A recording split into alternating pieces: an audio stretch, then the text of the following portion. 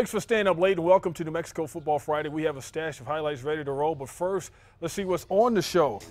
Like usual, Game of the Week is coming your way. Jared Chester has that. Cheerleaders, Band, and Player of the Week also. And of course, the Spirit Stick and Bob Martin got back in the helicopter. Skylights coming your way. Action now. Let's get cracking in Las Cruces. Back-to-back defending champions of big school football. La Cueva Bears at Las Cruces. Las Cruces, of course, is defending champions. Joshua Malinar getting the ball and taking it to the outside, juking once, gets taken down. After that, the coach's son, Cameron Miller, dropping back, pumping, faking, and hitting Molinar, and he's got green, takes this one in for the touch.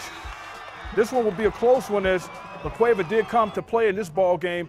La Cueva giving the defending champs all they want. In the end, it's Las Cruces prevailing, 42-35.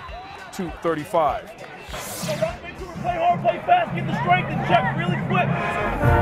Volcano Vista Hawks trying to stay undefeated and hosting Manzano drill team, having a good time. And then how about this? Brandon Bray passing to Orlando Perez for the touchdown for Manzano. They go up early 7-0.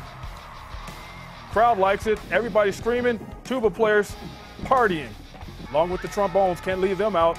Fans enjoying it. Joshua Williams of Volcano Vista trying to make something happen for his team. Looking, finding Lorenzo Vigil, and not tonight. The connection is bad. Looks like some bumping going on. Manzano with the ball back. Brandon Bray, Sean Gray. And that, my friend, is a touchdown. Rainbow ball thrown to him, and Manzano wins it. 40-14, the final. Two teams searching for their first win in week 2 are bumping heads as our game of the week. Our Jared Chester here with the skinny. Jared. Thanks, Van. And yes, both these teams are coming off close losses, and I'm talking real close. The Matadors lost to Volcano Vista last week, 18-14, and the Jaguars fell to La Cueva, 26-25. So you know both of these teams are hungry for a win. Keys of the game. First off, let's get to Sandia. These guys need to play the game that is in front of them. And last week, Sandia was leading the game in the third quarter and ended up losing second. They need to get their offense going. They scored 14 points against Volcano, but they got all that in the second quarter. Grab that bull by the horns, Matadors. Keep that offense coming. All right, to Atrisco we go. The Jags need to keep up the intensity. They played a close, well-fought game against La Cueva, and second, utilized the legs of Alvidrez. This senior back had 255 yards last week with an average of 11.9 per carry. And he did cramp up last week, and that could have been the determining factor in the loss. So if he stays healthy, he's a huge weapon in the Atrisco arsenal. All right, let's get to the highlights. To Wilson Field we go. It was a cold, windy night, but it's homecoming for Sandia, so you know they showed up. Early in the first quarter, Sandia just inside the 20. Tim Barreras gets a snap, gives it to Jimmy Gallegos. He escapes one tackle and slides in safe for the touchdown. Put him on the board. Sandia goes up by 6. All right, to the other side of the gridiron, Atrisco Heritage shows some life, faking it to the cameraman. Who's got it? Oh, of course, Ricky Alvarez. He has it. He takes it up the line for the big first down. That would lead to this handoff to A.J. Grice. And, yep, it's a party. He takes everyone into the end zone for 6. But the Matadors were too tough tonight as you see them scoring here again. Final score, Sandia on top, 28-12. Sandia is now 1-1 on the year, and Coach Barker says they put in the work and got the win. Well, I think we're extremely upset that we gave a game away last week to Volcano Vista. We gave them a Christmas gift. So this week's been a tough week at Sandia football, and the kids have came out with a chip on their shoulder and played well. Our defense has played well, and our running game stepped up in points, so we're pretty happy with it. Now, not only did Sandia get the game of the week win, but they also captured the Spirit Stick in week 2.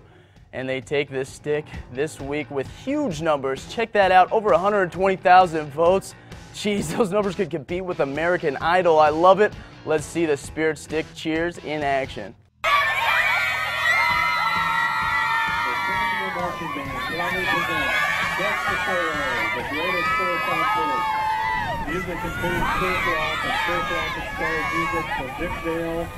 There you have it, the game of the week and the highly popular Spirit Stick. I still can't believe those vote totals, but let's hand the reins back over to Van. Van, what do you got for us? Well, I'm still tripping on those numbers. They were even bigger last week, believe it or not, Jared. Cleveland Storm started the season by nearly doubling up Manzano. The Storm host Visitors from El Paso in week number 2. El Paso Del Valle in to see the Storm. Cleveland down 7-0 in the second when Gabe Ortega finds his man, Adam Cook. Strike taking the ball all the way inside the 5. Then Cleveland would try to punch it in from short. Jesse Nieto gets it, and Victor Beltran says, no, no, no. Denied at the goal line. Next play, give it back to Nieto, and he goes in basically untouched for the score. We're tied at 7. Still in the second quarter, and El Paso's Raymond Morales does some nice running to keep the chains moving. He wants to get this drive down the road. Then the Conquistadors head for the end zone next. Steven Montez throws a beauty to Anthony Lopez. That will put the Conquistadors up 14-7 heading into the half. They go on to win the game. 27-7 is the final.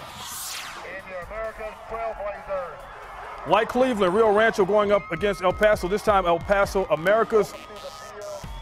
They get out on the field, and then here comes the game. A lot of quarterback keepers. Americas, Quentin Drennan gets a nice gain. Then later in the first, offense wasn't effective. They would have to punt. Snap is bad.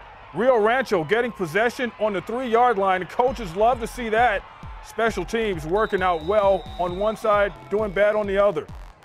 Quarterback Dakota Carrasco looking, finding Miguel Barreras. The short pass. Rio Rancho in business with the touch later in the second quarter. Handoff coming up for Mr. Josh Foley. They call him JF.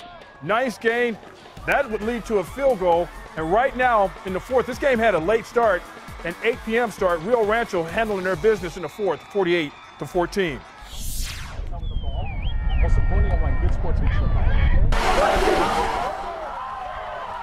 Mayfield playing El Paso Franklin. Coin tossing. Coach Michael Bradley, the Mayfield Trojans coach, watching and liking this. Kavika Johnson deciding to keep the football. And how about a 35-yard run? And that, my friend, is a touchdown. 7-0 Mayfield. Still in the first quarter, Franklin quarterback Baylor Romney looking and finding Gustavo Mendoza's Dorsett. Nice grab and catch. Wow, that was unbelievable. Replay looks good too. 7-6, Mayfield only up by 1. Still in the first, Mayfield running back Isaac Vance, the sophomore. Feels like busting loose. 20-yard touchdown run, 14-6 Mayfield. We stay in the first where there was a lot of stuff going on. Baylor Romney, pass tipped by Isaiah Carrera, fumbled, recovered by Franklin. Then on the same drive, it would be running back Nick Bingham. He would fumble the football and Mayfield would recover. And it looks like butter's on the hands of their opponents tonight. Mayfield taking full advantage of it. Bad snap and then the fumble like that. Ensuing drive coming up. Kavika Johnson, Division I college bound, rolling out, looking, deep ball. Isaac Figueroa, what you got? 70-yard touchdown. Nope, inside the 5. Have to wait to punch it in on the next play. Mayfield coming up with the 3-yard touch, making it 21-6. At that point, they win the game, 42-34.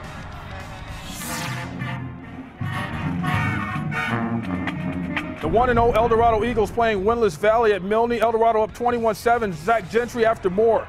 The Texas-bound QB hooking up with Noah Schweitzer for the touch, 28-7 El Dorado. Gentry and Schweitzer liked it so much they did it again. Another touchdown.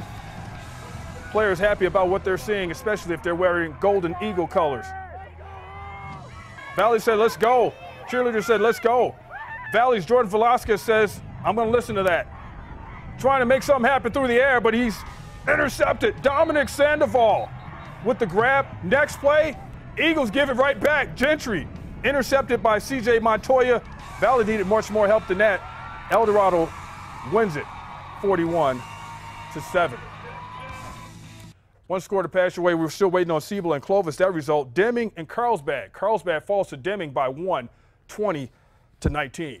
Timeout is called. More football Friday night is on the way. The Goddard Rockets play their first Friday night game of the season as Piedra Vista comes to town. And the Battle of Santa Fe goes down in the city different. Highlights when we come back. First, check out our cheerleaders of the week.